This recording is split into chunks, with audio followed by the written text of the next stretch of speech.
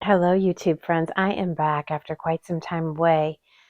I hope to make another video tomorrow and do a little bit more thorough, but I wanted to offer a catch up this evening. It's Saturday evening, November 22nd, and I have been back. I was away for a week. I went to see my family, and that week away kind of disrupted all of my plans and agenda, and I'm finally back to talk to you guys, and I'll talk more about, you know how I always have to review what I was planning to do with my channel that didn't end up happening. And anyway, we'll talk about that tomorrow. So I thought this would just be a warm-up video and tell you guys what I've been reading and what I have bought, which I've been pretty good about not overdoing it lately. But this book on the top, Subculture, is a book. Oops, sorry, it's getting a little shaky. Subculture is a book I found on Thrift Books. You guys know how much I love thrift books. Oh, hey, and if you're new to the channel, my name's Holly. I will show my face tomorrow. Um, and if you're back, hi, I'm glad you returned. Okay, so this book I found on Thrift Books, Subculture, The Meaning of Style by Dick Hebdige, and it looked so good to me. I'm very fascinated with the whole punk movement of the late 70s, and I like a lot of music that came out of that, the sort of how it went mainstream, like with the Police and stuff. So I thought I'd read this book. We'll see when I get to it. I'm just going to read the first review. There's 3 reviews, and there's no blurb. So Rolling Stone says, Hebdige's Subculture, The Meaning of Style, is so important, complex, and remarkably lucid. Sorry, I'm trying not to be so shaky. And remarkably lucid. It's the first book dealing with punk to offer intellectual content. Hebdige is concerned with the UK's post-war music-centered white working-class subcultures, from teddy boys to mods and rockers to skinheads to punks. So I can't say that I am that person in my life. I'm not cool enough to be punk or anything else, but I always was fascinated by this. And my first memories of sort of the punk culture was becoming aware of Blondie when I was in like 2nd or 3rd grade, and I really loved her. And I remember thinking, oh, I love Blondie, I must be punk. So I'm looking forward to reading this book, and when I do, I'll tell you guys more about it. While I was away, I only bought 2 books. I was pretty proud of myself. This one was on sale. I don't think I would have bought it otherwise. I don't really read a lot of books like this anymore. I used to, but I've gotten away from it. I think I kind of saturated. But this was on sale at the grocery store when my mom does her grocery shopping, and I couldn't resist. And also, you can't really tell because of the light that I'm in right now, but this cover is neon orange, and I'm always a sucker for neon.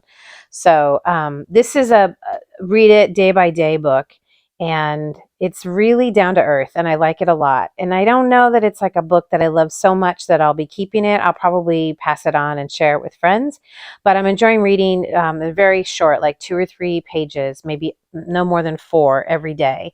And I like the approach, just kind of taking in little things that can shift your awareness for the better. So I'm not sure if this has a blurb, does it? More than a book of ideas, Meditations for Mortals offers a practical path toward personal transformation, one that helps you sidestep the shallow allure of frenetic busyness and finding a liberating joy in the limits and imperfections of life. A must read.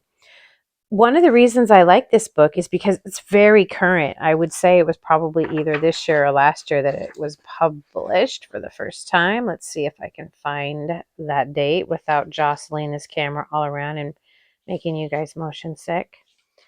I found making these really quick videos where it's just me going through books here in my favorite place to read on my bed is a good way to for me to, when I'm starting to wait too long to make a video. Yeah, 2024.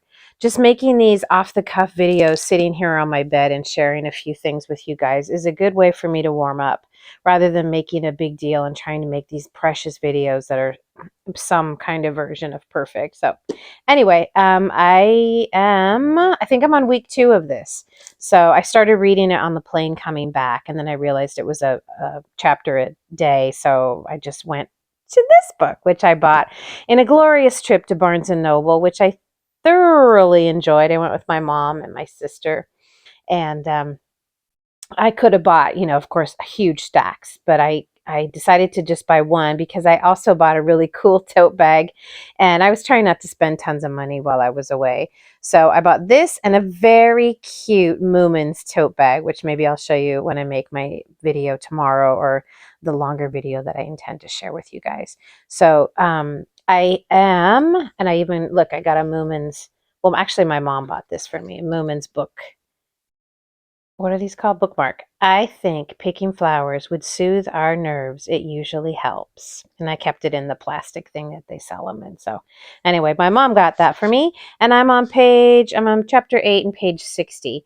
Takes place in Florence, obviously. And it's about this, so far, this young boy has been tasked with finding a witch who lived a few towns away. There's a plague happening, and his whole family was taken out by the plague, and he was the lone survivor. And since he was able to come back, recover, and heal from the plague, they feel that he will never get it again. So they sent him on a quest to find this witch, who sounds like she got exiled, or at least cast out. And so she's been asked to come back and help, and we're trying to figure out whether that's a genuine thing that they want her back, or whether it's a trap. That's where we are right now in the story. So let's see if there's a blurb. A woman's secret, a deadly plague, unleashed the hidden magic. 1348, as the Black Plague ravages Italy, Ginevra di Gasparo is summoned to Florence after nearly a decade of exile for being a witch.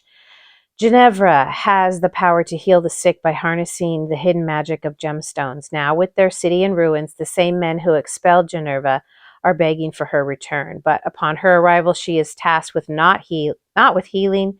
Instead, she must use her collection of jewels to track down a ruthless thief.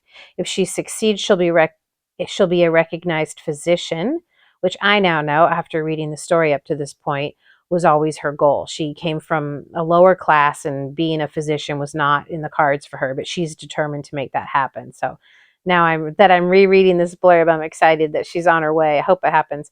And never accused of witchcraft again, but as her investigation progresses, Ginevra discovers she's merely a pawn in a much larger scheme, and the dangerous men behind this conspiracy won't think twice about killing a stone witch to get what they want. Anyway, I think I've mentioned on my channel before, there's the author, Anne Roche. I think I've mentioned on this channel before that I really like stories about witches, obviously, because this is the book that I'm reading. So last time I talked to you guys, I was reading this book, but I had put it on hold because I was going to join a book club, and the book club was reading this book. So the story there is that I stopped reading this. What page am I on now? I am on page 238. I stopped reading this so that I could read this as fast as I possibly could, so that I would be ready for the book club that was happening the week. Like, I got back on a Tuesday night, and the book club was the following Wednesday. And up to that point, I had read 250 pages of this 548 chonker. But I didn't get to it. I just couldn't. I came back. I was so busy. I got back to teaching classes and trying to get back into my life, and I just couldn't do it. And I'm really enjoying this book. I was enjoying it more before, and I've kind of lost a little bit of the fervor since I got away from it. But I'm still very excited to continue on with it and read it all the way through. But I had to admit to the book club that I wasn't going to finish it, and I couldn't make that the first meeting I was invited to. I know a lot of you already know about this book, and I discussed it in one of my previous videos, Demon Copperhead by Barbara Kingsolver. I think this is her newest book, and it's about a boy named Damon who is, well, here we go. Demon Copperhead is the story of a boy born to a teenage single mother in a single wide trailer with no assets beyond his dead father's good looks and copper-colored hair, a caustic wit, and a fierce talent for survival, and a plot that never pauses for breath, relayed in his own unsparing voice. And boy, does she nail that voice. Demon braves the modern perils of foster care. Oh, the stories. I just lost my place. Child labor, derelict schools, athletic success, addiction, disastrous loves, and crushing losses. Through all of it, he reckons with his own invisibility in a popular culture where even the superheroes have abandoned rural people in favor of cities. It is so well written, and I know she's a very respected author, and has lots of really popular books and is very successful. So anyway, but this is the first one I've read. So I'm kind of dancing now between these three books and, of course, reading that one in the morning. You guys know I like a morning read and an evening read. So morning reads tend to be either nonfiction or easier, and my evening reads tend to be fiction and, oh, I don't know. I don't really know. Sometimes I don't know what classifies my morning reads and my evening reads. What I did finish, though, the book that I brought with me on my trip to see my family was the book I started reading in the summer. It's The Beautiful Fall by Amanda Drake, and it was about the rise of Yves Saint Laurent and Karl Lagerfeld in the 70s. And it was a big, chunky book. And I was so packed to the gills when I came home that I decided I had to finish it. So I read the last 50 pages the evening before I left. And I ended up, I told you guys as I was reading it, I loved it. It was so good. It was really enjoyable. But I had to leave it with my mom. And I really feel dumb about having my mom mail me what was like a $5 book on Thrift Books for whatever it'll be to send. It doesn't make sense. So I probably won't ask her to do that and get it back. But I'd love to show it to you. You know, the satisfaction of showing the book you finished. Anyway, so I finished that so that I didn't have to bring it back. And I brought this book, and I feel like maybe I bought something else, like another book or something, because I feel like I had to make room. But anyway, I bought a few things. So um, it was a great trip. I loved seeing my family. I loved spending time with my mom and my sister and my brother. It's still kind of hard in a way to be with my family since my dad died 4 years ago. Just feels like he's missing. So that's kind of a little, arrow in my heart. But it was a really good visit, and we had a nice time together.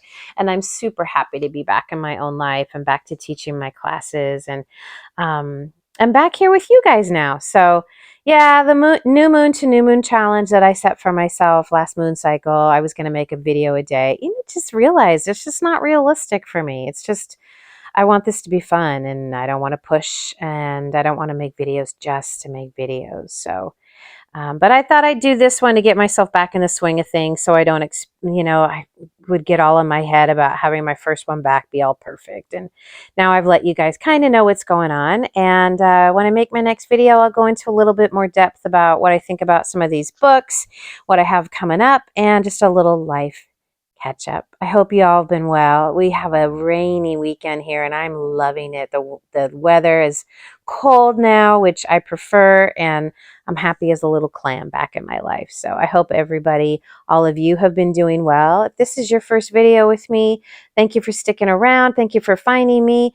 I hope that you'll like and subscribe, and maybe even leave me a comment, and I'll be back in the next day or two to offer more, a little bit more detail, and show you my face. All right, friends, till next time. Bye for now.